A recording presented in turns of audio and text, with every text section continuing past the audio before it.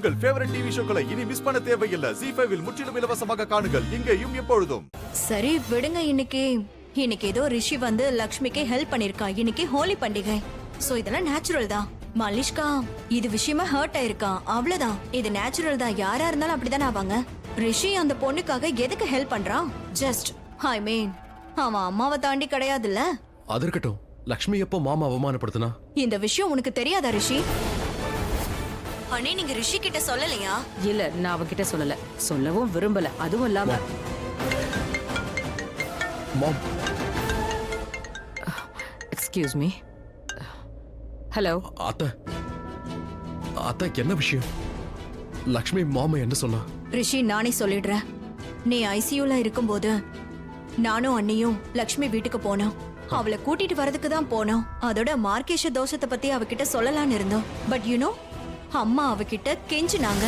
நாங்க லக்ஷ்மிய வீட்டுக்கு வான்னு சொன்னோம், அதுவும் ரிஷிக்காக வான்னு சொன்னோம். ஆனா அவ சுத்தமா மறுத்துட்டா. அதோட வெளிய போங்கன்னு அம்மாவை விரட்டி விட்டுட்டா. அது மட்டும் இல்ல, எனக்கு தன்னோட தங்கச்சி தான் முக்கியம்னு சொல்லிட்டா. எங்க கூட வரவே மாட்டேன்னு மறுத்துட்டா ரிஷி. நாங்க வேற ஒரு விஷயமும் சொன்னோம். உன் உயிருக்கு எந்த ஒரு ஆபத்தும் வராதுன்னு சொன்னோம். அப்பவும் அவ எங்க கூட வரல. உனக்கு ஒண்ணு தெரியுமா? அம்மா இத ரொம்ப சீரியஸா எடுத்துக்கிட்டாங்க. இந்த அவமானத்தை அவங்களால தாங்கவே முடியல. உனக்கு என்ன தெரியும்? அம்மா ஹாஸ்பிட்டலுக்கு வந்து உன் பக்கத்துல உட்கார்ந்து அழுதுட்டே இருந்தாங்க.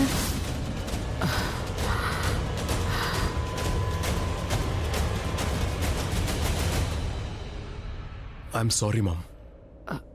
ரிஷி,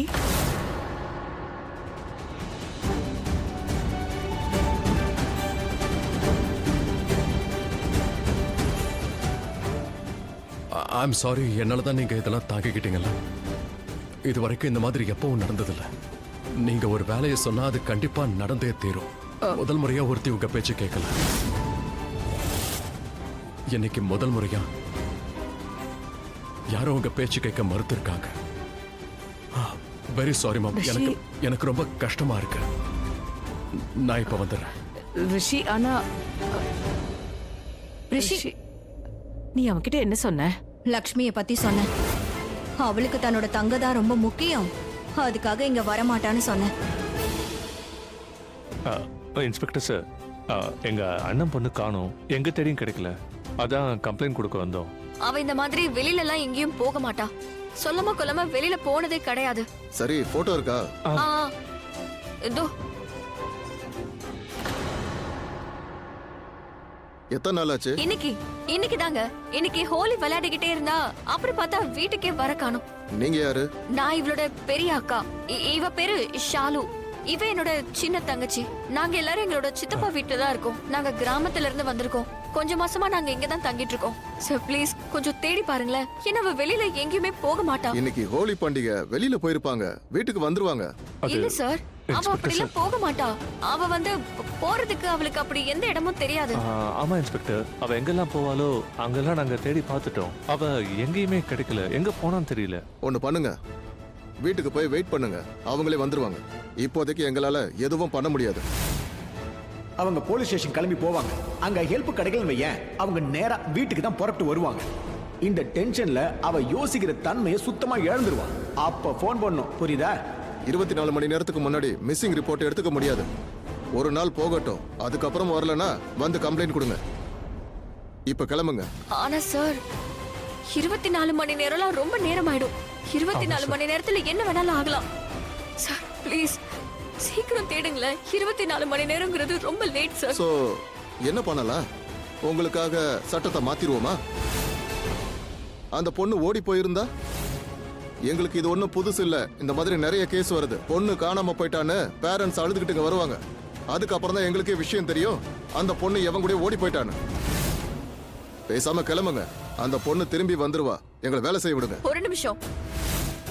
டெய்லி உங்ககிட்ட பல கேசஸ் வருது, ஆனா அந்த பொண்ணுங்க எல்லாம் வேற. ஏன் ஷாலு ஒண்ணு அப்படிப்பட்டவ கிடையாது. நாங்க சின்ன கிராமத்துல இருந்து வரோம். கிராமம் தான் சின்னதே தவிர எங்க கலாச்சாரம் ஒண்ணு சின்னது இல்ல. இந்த திருட்டு கொல்ல பொய் இதெல்லாம் எங்களுக்கு பண்ண தெரியாது. நாங்க பெரியவங்கள மதிக்கிறவங்க. நாங்க பெரியவங்கள நல்லா பாத்துப்போம். எங்களால மத்தவங்களுக்கு எந்த தொல்லையும் வரக்கூடாதுன்னு நாங்க பாத்துப்போம். அதோட என் ஷாலு அவ இந்த மாதிரி பண்ண மாட்டா. அப்படியா? பண்ண மாட்டாங்களா? அப்ப எங்க போனாங்க? எதுக்காக நீங்க இங்க வந்தீங்க? ஏன்னா அவ இங்க ஆபத்துல சிக்கி இருக்கலாம். உங்ககிட்ட நாங்க உதவி கேட்டு வந்திருக்கோம். அந்த பொண்ணு ஆபத்துல இருக்குன்னு உங்களுக்கு எப்படி தெரியும்? ஆ? அந்த பொண்ணு கிட்ட இருந்து போன் வந்துச்சா? இல்ல யாராவது பணம் கேட்டு உங்களை மிரட்டினாங்களா? எனக்கு அட்வைஸ் பண்ணாதீங்க. அதெல்லாம் உங்க கிராமத்துல. இது சிட்டி. இங்க இருக்கிற காத்து தண்ணி எல்லாம் வேற. கிராமத்து மக்கள் கலாச்சாரம் எல்லாத்தையும் அது மாத்திரும். கிளம்பி போங்க. காத்து தண்ணி மாறிட்டா மனுஷனும் அப்படியே மாறிடுவானா என்ன? இடம் மாறினதுனால தண்ணி காத்து வேணா மாறலாம், கலாச்சாரம் என்னைக்குமே மாறாது. அதோட அட்வைஸ்னே சொன்னீங்களே, அது அட்வைஸ் கிடையாது. என்னோட பயம். ஏன் இடத்துல நீங்க இருந்தாலும் இப்படிதான் ஃபீல் பண்ணுவீங்க, புரியுதா? அதோட இது உங்களோட கடமையாச்சு. நீங்க போலீஸ், எங்களுக்கு உதவி செய்யறது உங்களோட கடமை. ஆனா நீங்க என்னையே திட்டிட்டு இருக்கீங்க. இப்ப நான் என்ன திட்டிட்டேன்? ஆ? இன்ஸ்பெக்டர் சார் ப்ளீஸ் நீங்க கோவப்படாம இருங்க. ஏய், இவங்க கிட்ட சொல்லுங்க. அப்படி என்ன நான் பேசிட்டேன்? என்னைய மிரட்டுறீங்க? 24 மணி நேரத்துக்கு முன்னாடி ரிப்போர்ட் எடுக்க முடியாது. நான் ஒன்னும் தப்பா சொல்லல. என்ன என் வேலையை பார்க்க விடுங்க.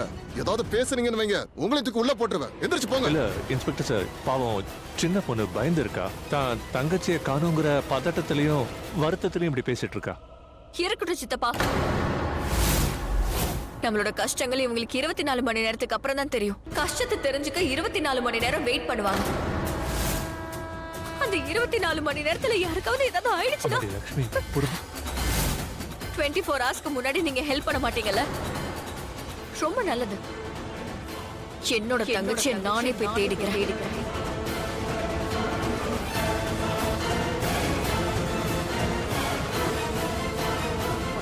அவ இன்ஸ்பெக்டர் கிட்ட சண்டை போட்டுட்டா.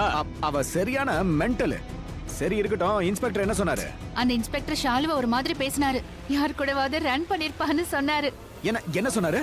ஓடி போயிட்டாலும். தயவு செஞ்சு இங்கிலீஷ்ல பேசாம தமிழ்லயே பேசுங்க. அதனால லக்ஷ்மிக்கு ஃபயர் பட்டுடுச்சு.